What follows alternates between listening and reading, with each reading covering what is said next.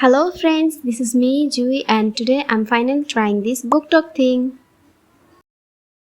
I'm shy, so no face reveal, just my weird voice and some cozy book clips. Also, if I mess up, please kindly let me know so I can improve. Was that too much talking? Okay, let's start. Some books don't shout, but they stay with you. For me, this book is one of those. It's called Days at the Morisaki Bookshop by Satoshi Yagisawa.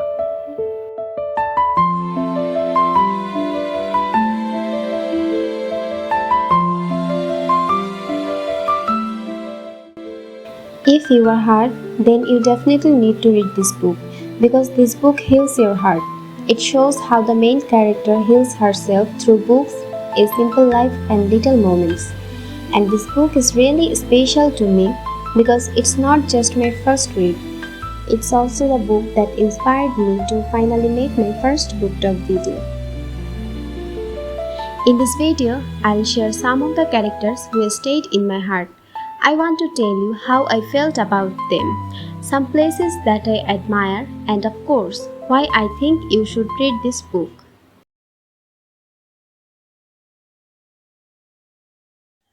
Days at the Morisaki Bookshop is a beautiful story. It follows Takako. She experiences a heartbreaking breakup that leaves her lost and uncertain about her future.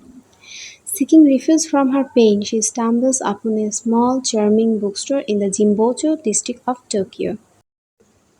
As Takako spends time at the bookstore, she finds comfort in the books. Slowly, through her interactions with the Morisaki bookstore and the people around her, Takako embarks on a journey of self discovery. The books not only help her heal but also inspire her to find new purpose in life. Her uncle plays a crucial role, offering her emotional support and helping her through difficult times. In this quiet and touching story, Takako learns to embrace the healing power of books, friendship, and the hope of new beginnings.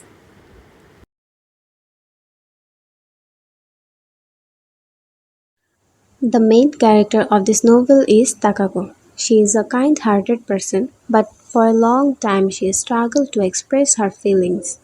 Whenever she was hurt, she would just stay quiet and isolate herself. But everything changed after she came to the Morisaki bookshop.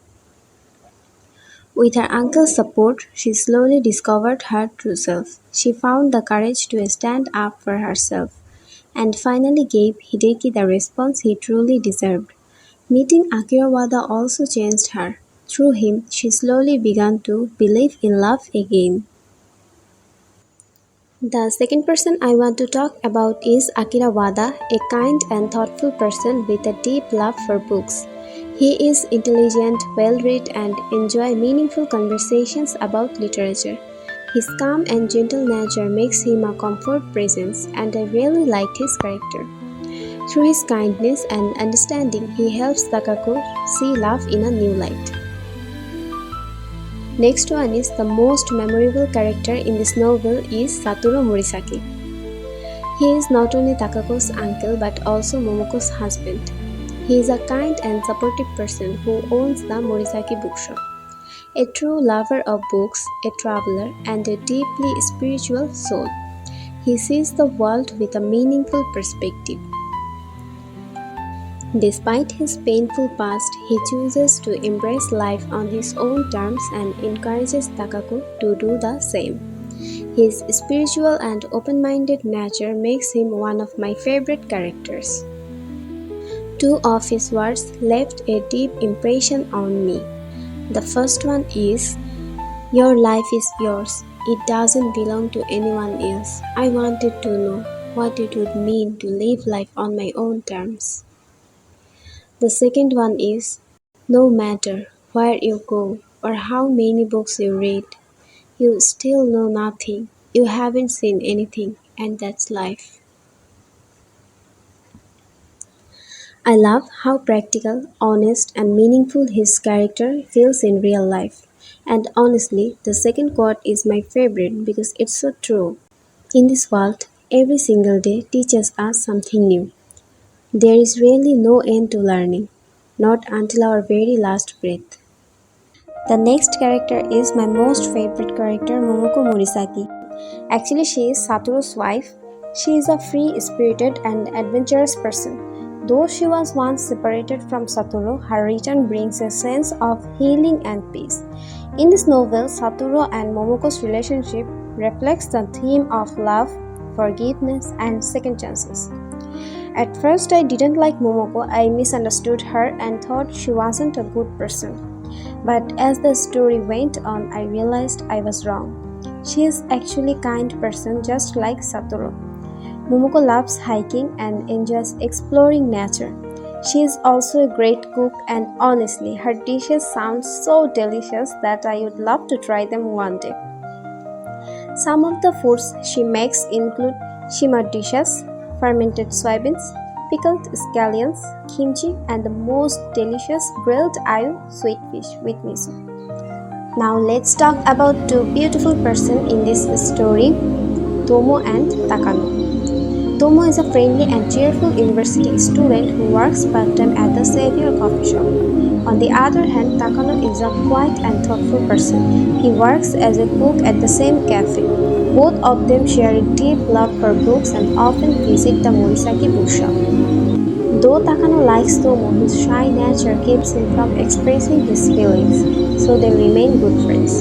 Their bond is the cutest relationship in the story, and I really like them. I bet that when you read their story, you also fall in love with Takano's shy nature and Tomo's calm personality.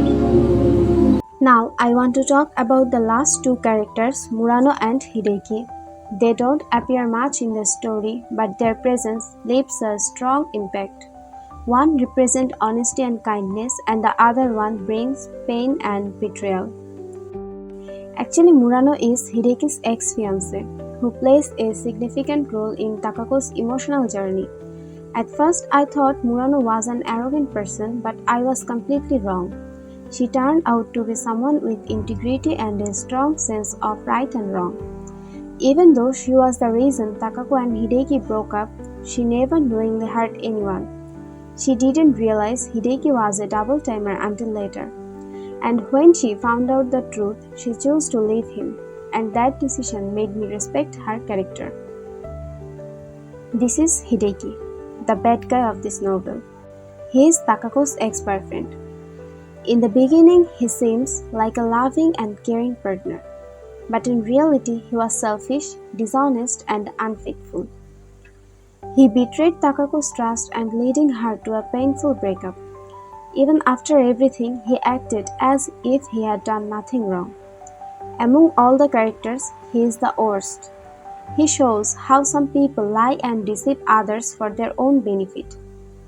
Unfortunately, people like him exist in our society. Though not everyone behaves this way, many still do.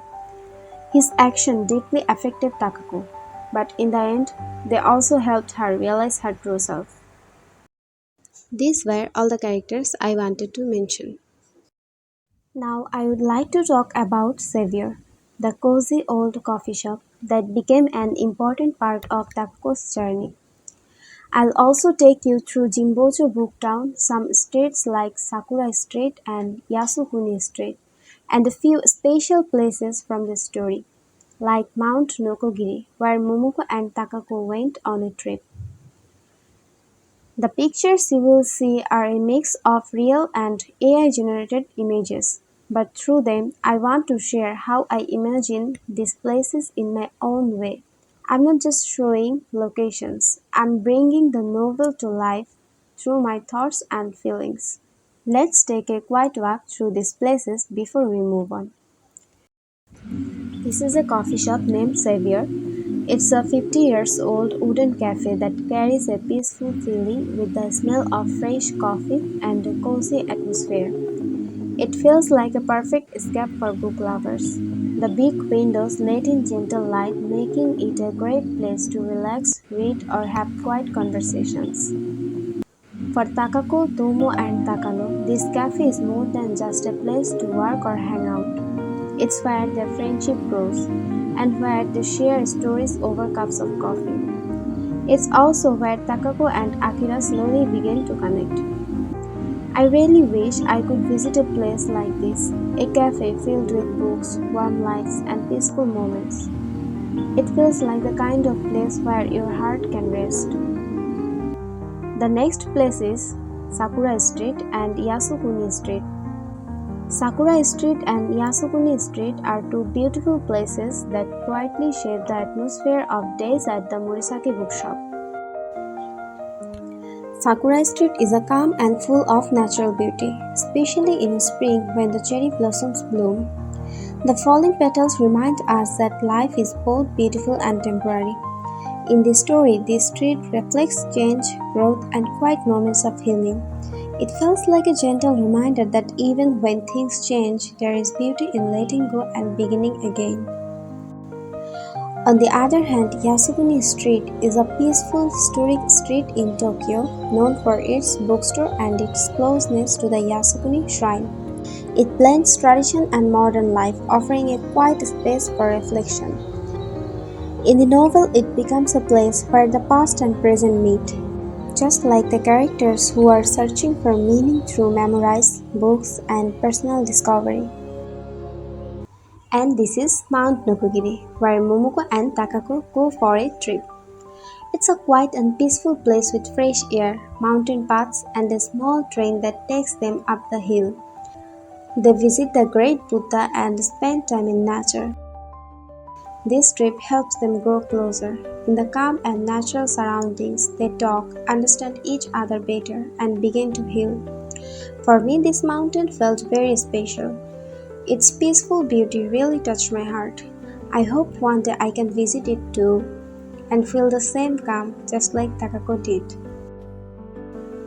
I'll talk about Jimbocho Booktown at the end of the video, but for now, let me share why I think you should read this book. Actually, this book is gentle, quiet, and full of warmth. It shows how books, kindness, and small moments can truly help us. It's not just about Takako's life, it reflects our own lives too. When everything feels heavy, we don't have to stay in the darkness or lose hope. Sometimes all we need is a handful of kindness to guide us forward. This story shows how reading can bring peace and how life can change little by little. It encouraged me during a hard time, and that's why I truly recommend this book to you. Also, thanks to the author for giving us such a beautiful story, and you, please give it a try. Yeah, that's what I wanted to share with you. I know this video was quite long, so thank you so much for staying with me and being patient. I also know I made many mistakes, so please don't be upset or annoyed. This is my first time doing something like this. It may not be perfect, but I'll keep trying to get better. If I made any mistakes, feel free to correct me kindly. This is just the first part of the series. I'll talk about the second part in my next video. Thank you again for watching. So that's all for now. Let's end this video with a beautiful tour of Jimbocho Booktown in Tokyo. Jimbocho Booktown, a special place for people who love books. Its quiet streets are full of bookstores, and each one feels like a new world waiting to be explored. That's why it's called the Book District of Tokyo. In Days at the Morisaki Bookshop, Jimbocho is not just a location. It's part of the character's emotional journey. Satoru Morisaki's little shop is at the heart of this place, and through it, we see how books can give us comfort, hope, and healing. Jimbocho is where old and new books live side by side. Every shelf has something to say. It's the kind of place where you want to stop, think, and lose yourself in stories. Jimbocho is more than just a place. It's a symbol of the kind of escape many readers are always looking for.